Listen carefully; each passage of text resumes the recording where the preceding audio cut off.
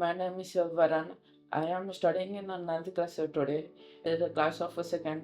I have a problem called hearing loss. Hi అండి.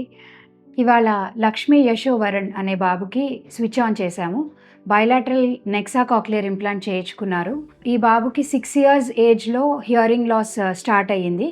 అప్పటి నుంచి బాబు హియరింగ్ ఎయిడ్స్ వాడుతున్నాడు.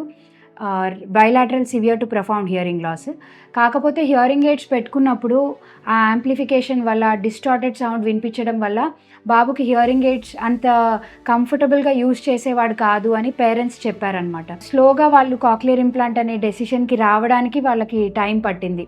సర్జికల్ ప్రొసీజర్ అయ్యేసరికి ఎలా ఉంటుందో, సర్జరీ కదా, అంత చిన్న బాబుకి సర్జరీ ఎందుకు, చాలా వరకు రిలేటివ్స్ కొంతమంది చెప్పినా కూడా పోస్ట్పోన్ చేశారనమాట.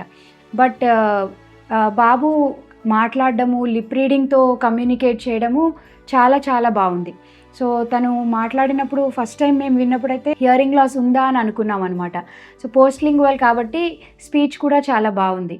అప్పుడు వాళ్ళు వచ్చి విష్ణు సార్ని కలవడము, శివప్రసాద్ సార్ని కలవడము, మమ్మల్ని కలవడం జరిగింది.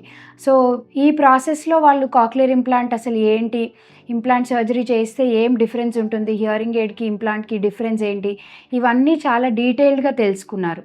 సిటీఎంఆర్ఐ చేసిన తర్వాత అవుట్కమ్ కూడా బాగుంటుంది అనుకున్న తర్వాత బైలాటరల్ నెక్సా కాక్లియర్ ఇంప్లాంట్కి వెళ్ళడం జరిగింది. 2 ప్రాసెసర్స్ స్విచ్ ఆన్ చేసి యాప్కి కనెక్ట్ చేసి ప్రోగ్రామ్స్ ఇవ్వడం జరిగింది.